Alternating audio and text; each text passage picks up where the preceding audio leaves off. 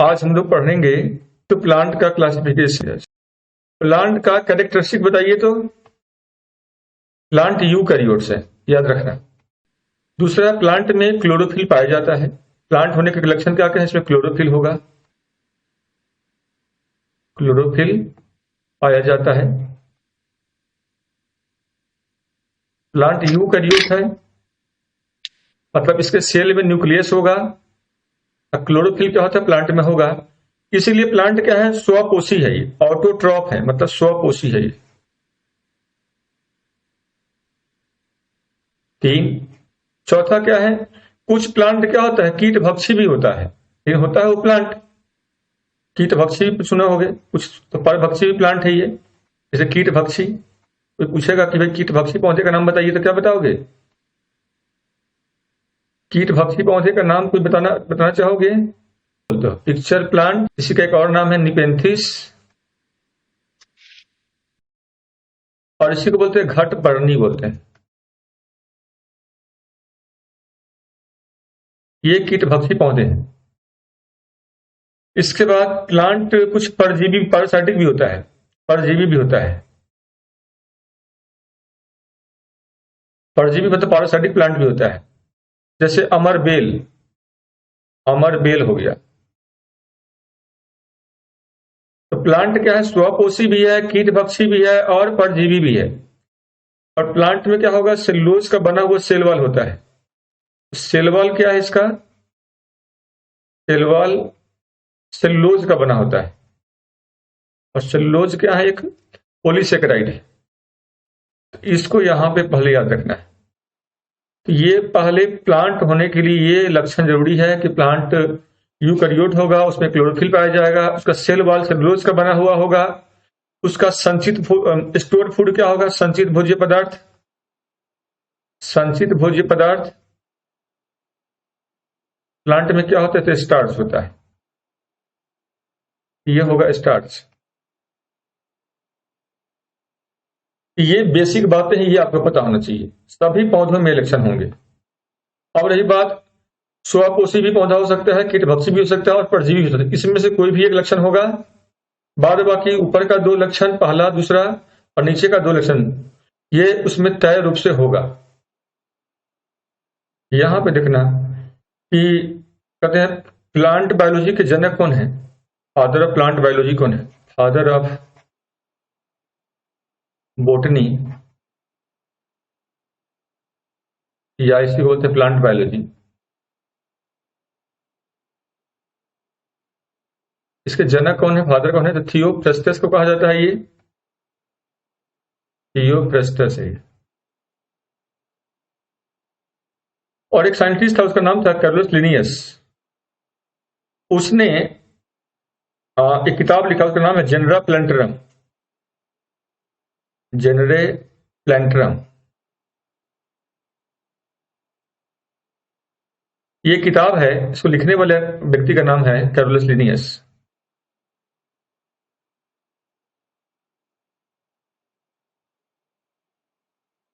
इसने इसी में प्लांट का पूरा डिटेल में डिस्क्रिप्शन दिया है, इसी ने क्लासिफाई किया,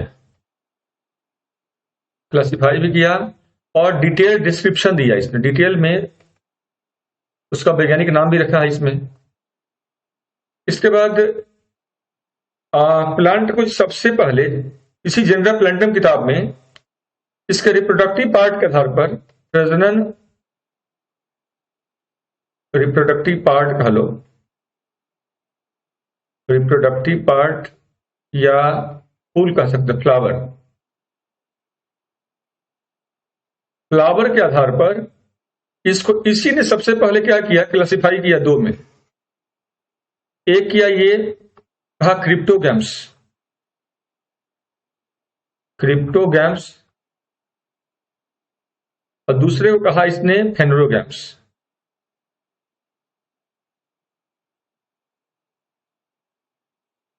कहा क्रिप्टोगैम्स वो है जिसमें रिप्रोडक्टिव जो ऑर्गन होता है वो इनविजिबल होता है, मतलब इसमें जो प्रजनन अंग है वो क्या होगा? अदृश्य होता है। इसमें कहा कि अदृश्य प्रजनन अंग होगा।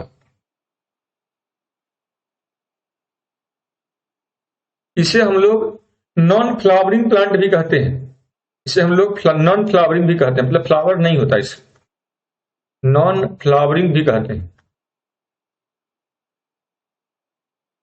और फेनोरोगैम्स में क्या होता है, जो रिप्रोडक्टिव पार्ट होता है वो विजुअल होता है, और इसमें दृश्य होगा। दृश्य होगा क्या, प्रजनन अंग। तो इसको यहां पे याद रखना होगा सब लोगों को। इसमें दृश्य प्रजनन अंग होता है, मतलब इसमें फ्लावर होगा। इसमें क्या होगा, फ्लावर होगा। इसको बोलते हैं फ्लावरिंग पार्ट।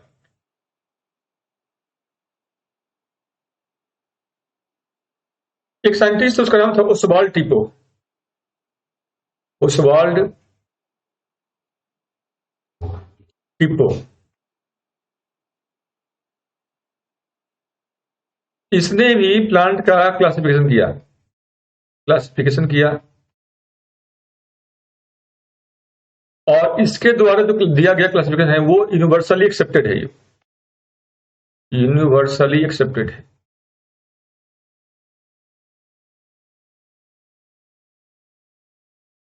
अब याद रखना कि प्लांट को बेसिकली दो में बांटा गया है, जैसा कि मैंने अभी बताया था आप लोगों को। एक बांटा गया क्रिप्टोगैम्स में,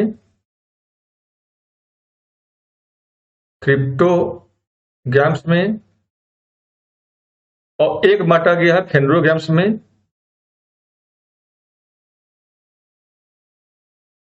क्रिप्टोगैम्स को प्लांट के शरीर के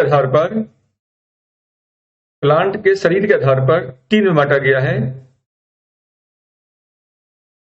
एक है ब्रायोफाइटा, पहला है थैलोफाइटा,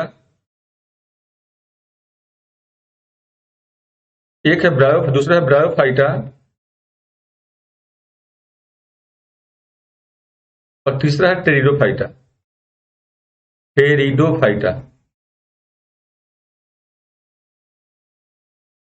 थैलोफाइटा को आप हिंदी में भी थैलोफाइटा ही लिखोगे ऐसे।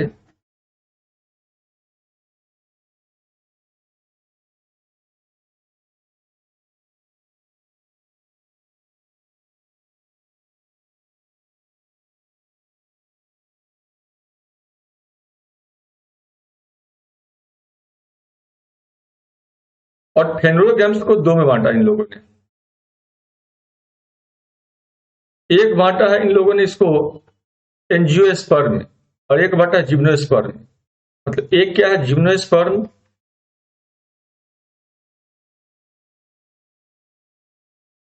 और एक क्या है ये एंजियोस्पर्म।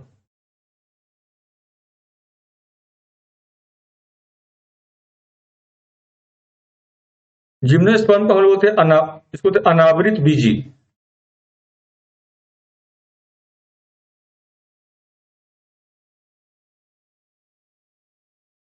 और इसे हम लोग कहते हैं आवृत बीजी, एंजियोस्पर्म को।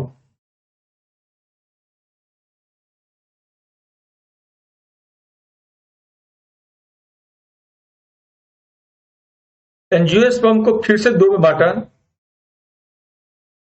एक को कहा गया मोनोकॉट, और एक को कहा गया डाइकॉट। मोनोकॉट का हिंदी होता है एक बीजपत्री,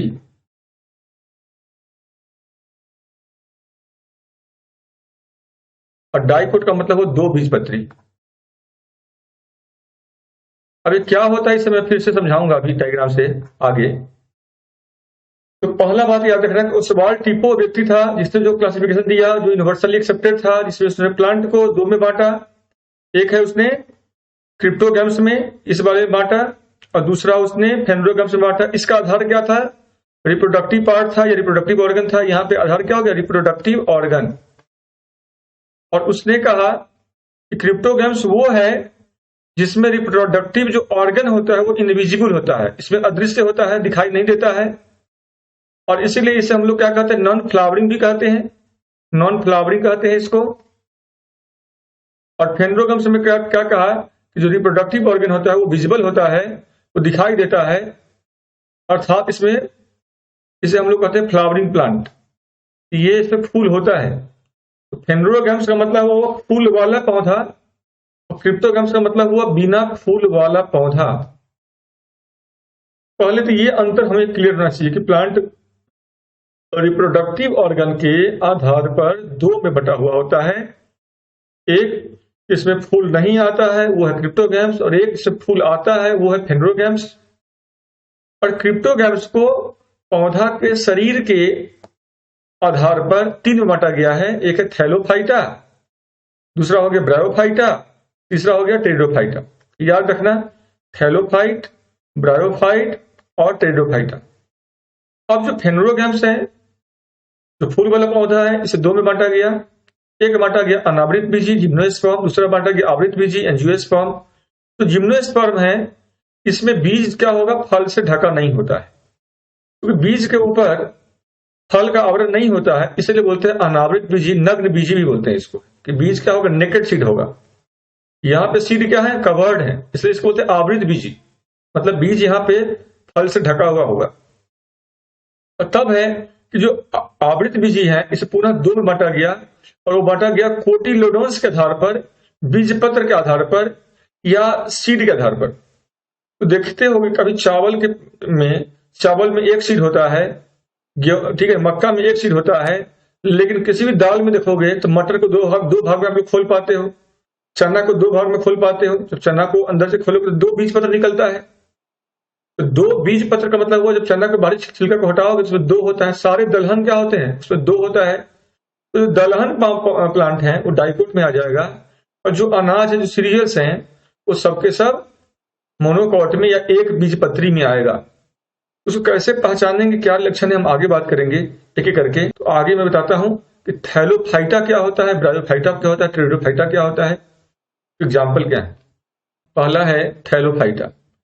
देखो थैलोफाइटा तो पढ़ चुके हैं हम लोग, इसको पढ़ने की जरूरत नहीं है। ये हम लोग अलगी में जो पढ़े थे, तो अलगी क्या, थैलोफाइटा में। एग्जाम्पल क्या है, अलगी। ये हम लोग अलगी वाला, जो लोग नहीं पढ़े हो तो पिछला जो अलगी वाला वीडियो है वो देख लेना। अलगी क्या है, थैलोफाइटा में आता है, तो इसमें हम सारा लक्षण पढ़ चुके हैं। दूसरा है यहाँ पे ब्रायोफाइटा।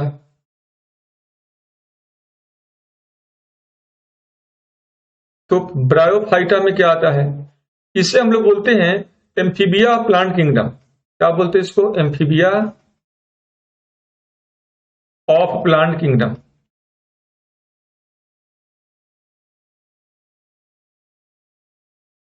मतलब वनस्पति जगत का उभयचर कहते हैं इसको, वनस्पति जगत का उभयचर कहते हैं। क्यों, यही तुमसे पूछेगा, अगर पूछता है यूपीएससी में या किसी भी एग्जाम में पूछता है, तो यही लाइन पूछेगा तुम लोगों को कि वनस्पति जगत का उभयचर किसे कहते हैं। ये कहते हैं ब्रायोफाइटा को। अब दूसरा बात याद रखना, क्यों ऐसा कहते हैं, तो उभयचर शब्द का अर्थ क्या होता है, जो जल और जमीन दोनों जगह रहता होगा। ये जल में भी रहता है और ये जमीन पे भी रहता है, ये तो जल के आसपास ही रहेगा। ऐसा क्यों, जो जल और जमीन दोनों जगह रहता है उसे उभयचर कहते हैं। इस प्लांट के साथ समस्या क्या है, इसमें वेस्कुलर टिश्यू, संवहनीय ऊतक का अभाव होता है। तो यहाँ याद रखना, इसमें संवहनीय ऊतक का अभाव होता है। संवहनीय ऊतक जो था जाइलम फ्लोएम, याद है ना, जाइलम फ्लोएम। तो ये जाइलम फ्लोएम का यहां पे क्या होगा, अभाव होगा, तो संवहनीय ऊतक का अभाव होता है, अभाव होता है इसमें। और इसीलिए एक बात यहां याद रखना, कहीं कहीं पर दिया रहेगा कि जल संवहन तंत्र, ठीक है ना, वाटर, तो याद रखना कि उस तंत्र का अभाव है, ऊतक ही नहीं, तंत्र कैसे बनेगा। और तीसरा बात यहां पे याद रखोगे कि इसका जो पौधा का जो शरीर होता है, तना तथा पत्ती में स्पष्ट रूप से बटा होता है, बटा होता है, पर जड़ अस्पष्ट होता है, पर जड़ अस्पष्ट होता है।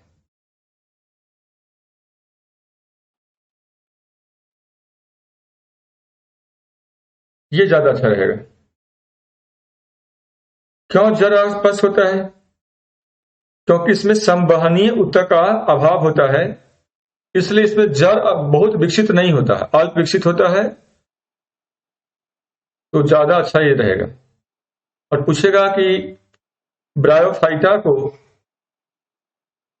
वनस्पति जगत का उभयचर क्यों कहते हैं। इसको याद रखना कि ये रहता कहाँ पे है, ये रहता है जमीन पर, प्रायः रहना पसंद कहाँ करता है, जमीन पर रहता है ये। लेकिन जब प्रजनन का बात आता है तो प्रजनन के लिए इसे जल का आवश्यकता पड़ता है। तो चूंकि प्रजनन कहाँ पे होता है, जल में होता है, और इस प्रकार से इसका जीवन में जल का भी महत्व है और जमीन का भी महत्व है, इसलिए इसे क्या बोलते हैं, वनस्पति जगत का उभयचर कहते हैं। चूंकि इसे जल भी चाहिए, जमीन भी चाहिए। अगर जल ना होगा तो प्रजनन नहीं होगा, प्रजनन नहीं होगा तो पौधा का विकास नहीं होगा, और संवहनीय ऊतक का इसमें अभाव होता है।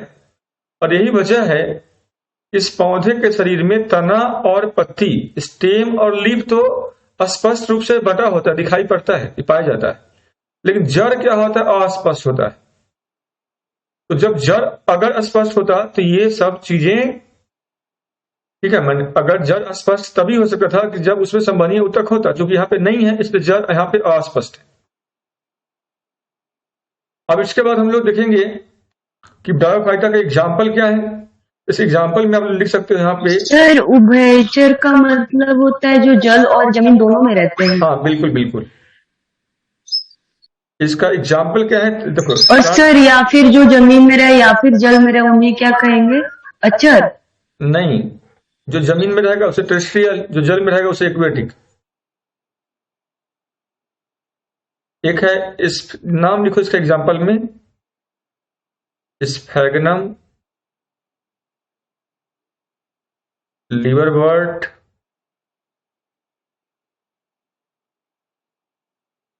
मॉस, ये वो पौधे हैं जिनका नाम आप लोग यहां से लिख सकते हो, है ना। एग्जाम्पल है ये ब्रायोफाइटा का। अब देखिए ब्रायोफाइटा का काम क्या होता है। तो ब्रायोफाइट्स का मेन काम क्या है, मृदा अपरदन को रोकता है, ये मृदा अपरदन को रोकता है। क्योंकि क्या है, ये बहुत घने रूप से उगा हुआ होता है, तो जहां पर भी होगा उस मिट्टी को तेजी से बांधे रहेगा। कुछ तो मृदा का निर्माण में मदद करता है, मृदा के निर्माण में मदद करता है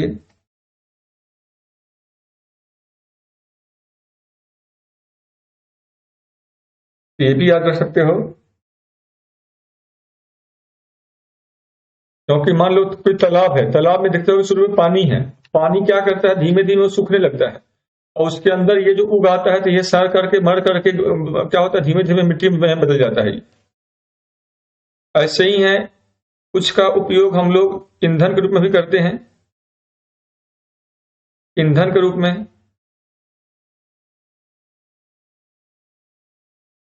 जैसे एग्जांपल इसका है स्फैगनम,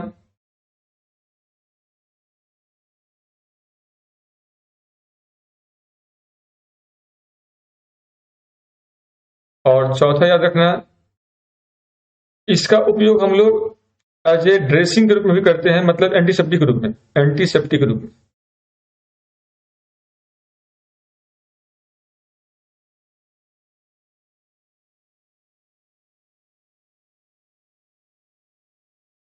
हालांकि ये सब चीजें मुझे नहीं लगता कि यूपीएससी में पूछेगा।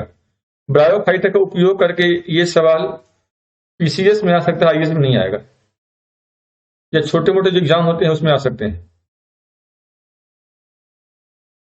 ऐसे जानने के लिए इतना आप लोग लिख लो।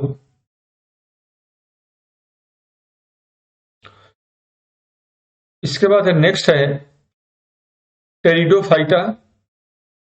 तो अगला है यहां पे टेरिडोफाइटा।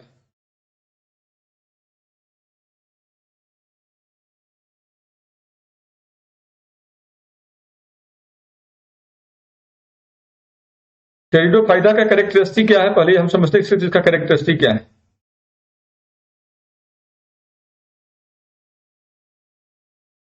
देखो ये पहला लैंड प्लांट है, फर्स्ट ट्रू लैंड प्लांट है ये, ट्रू लैंड प्लांट है ये। दूसरा क्यों है, तो उसमें जल संवहन तंत्र पाया जाता है, जल संवहन ऊतक पाया जाता है। मतलब इसमें जाइलम फ्लोएम होगा। मतलब इसमें क्या है, इसमें जाइलम भी होगा और फ्लोएम भी होगा। तीसरा यहां पे याद रखना, इसमें जड़, तना तथा पत्ती अस्पष्ट रूप से बटा होता है, स्पष्ट रूप से बटा होता है।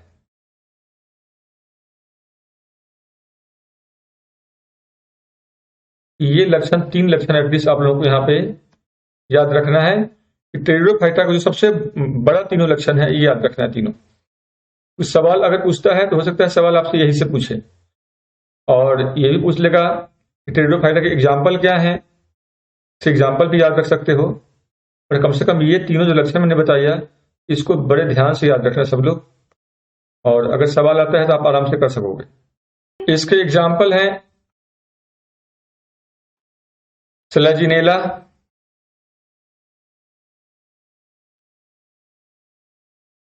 दूसरा एग्जाम्पल है लाइकोपोडियम,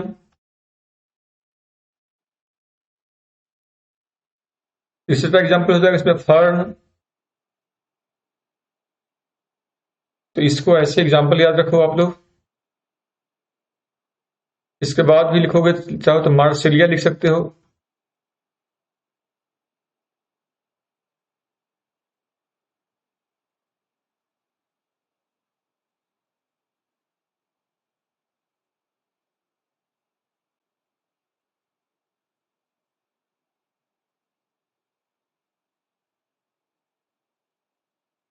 एक टेरिडोफाइट है, उसका नाम है इक्वेस्टियम, एक है इक्वेस्टियम।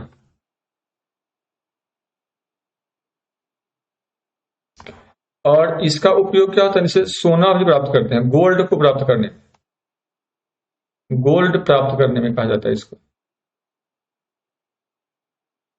तो नेक्स्ट है इसके बाद फेनोरोगैम्स। नेक्स्ट स्टडी बनाओ आप लोग फेनोरोगैम्स।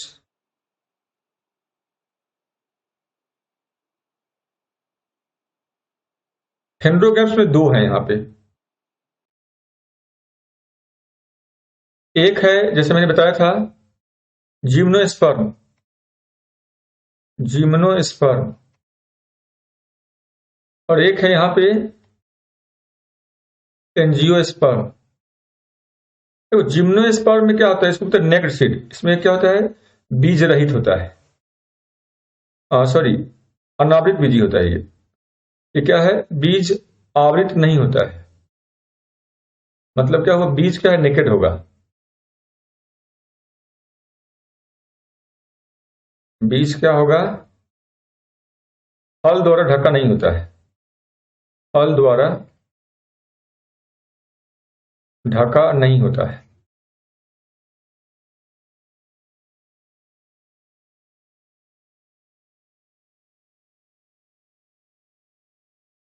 और इस वाले में बीज क्या है, फल से ढका होगा, बीज फल द्वारा ढका होगा।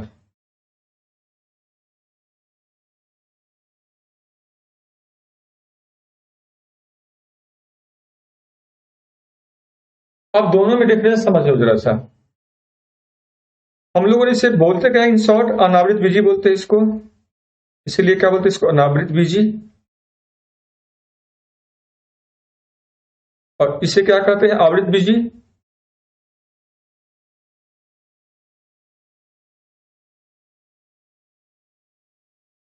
तो पहले तो इतना याद रखना सब लोग, तो ज्यादा डिटेल में तो यहां पे हमको जाने का कोई मतलब ही नहीं समझ में आता है। अब रही बात इसके एग्जाम्पल क्या है, उसके यूजेस क्या है। इस पौधा का जो यूज है, एप्लीकेशन है, कई सारे इसके एप्लीकेशन होता है। एक एक करके मैं लिखता हूं, आप लोग देखना जरा यहां पे गौर से, ठीक है सब लोग। तो पहला है कि जिम्नोस्पर्म से हमें क्या क्या मिलता है। जिम्नोस्पर्म से हमें दवा मिल जाता है, दवा, दवा का स्रोत है ये। दवा कौन सा दवा, एक पौधा है उसका नाम है इफेड्रा, ये है इफेड्रा, इससे हमें इफेड्रिन मिलता है। इफेड्रा पौधे से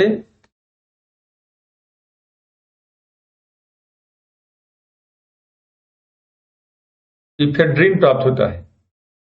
ठीक वैसे ही देखोगे कुछ पौधे हैं जिसका हम लकड़ी के लिए इस्तेमाल करते हैं, लकड़ी के रूप में, लकड़ी के रूप में। जैसे आप लोग सुने होंगे देवदार का नाम, देवदार। ऐसे ही हो गया, सुने होंगे आप लोग नाम चीर का नाम, चीर का जो वृक्ष होता है, देवदार का जो होता है, या पाइनस का नाम, पाइनस को हम लोग चीर भी कहते हैं। पाइनस के कई सारा वैरायटी होता है, तो देवदार चीर हो गया। तीसरा यहाँ पे कुछ प्लांट है जिसका नाम है, मान लो हमने कहा कि पाइनस जो प्लांट है, पाइनस से हमें क्या मिलता है, हमें मिलता है इससे साबूदाना, ये टर्पिन का तेल, टर्पिन ऑयल, ये प्राप्त होता है।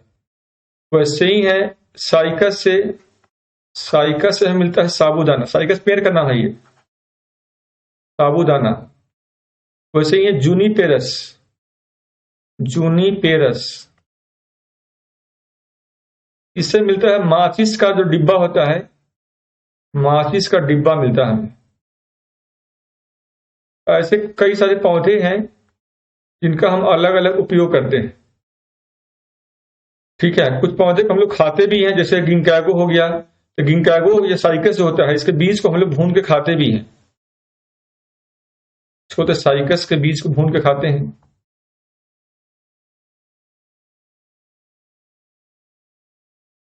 साइकस के बीज को खाया जाता है।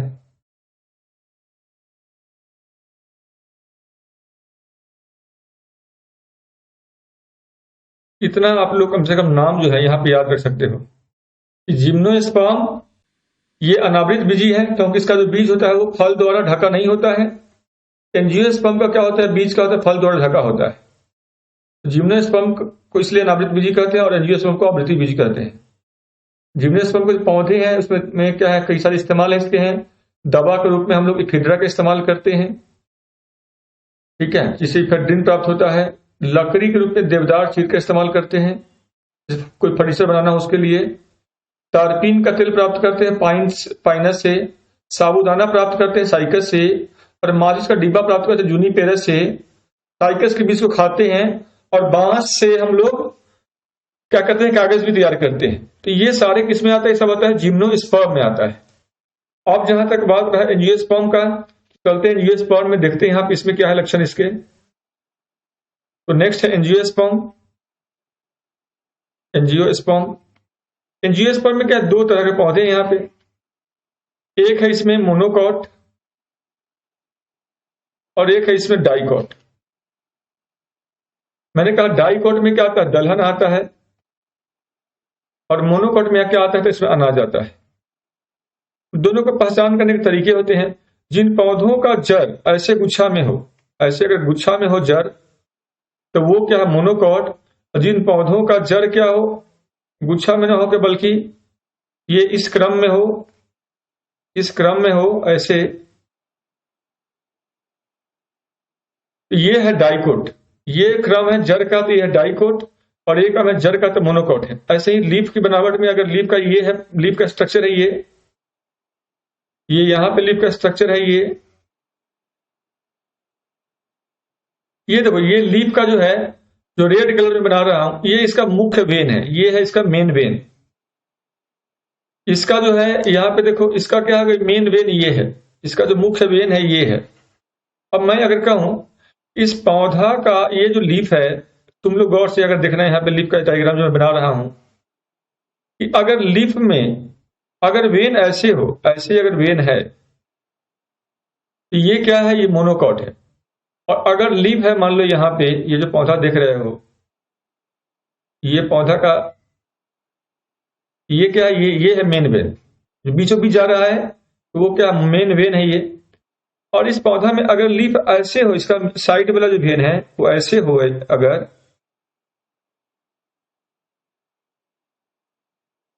मतलब परपेंडिकुलर हो मेन वेन का, तो वो क्या है, डाइकोट है। इस प्रकार का अगर बनावट है तो ये होगा डाइकोट, इस प्रकार का बनावट है तो ये हो जाएगा मोनोकॉट। तीसरा पहचान करने का तरीका क्या है, अगर बीज के अंदर अगर ये सिंगल बीज है, ये हो गया मोनोकॉट।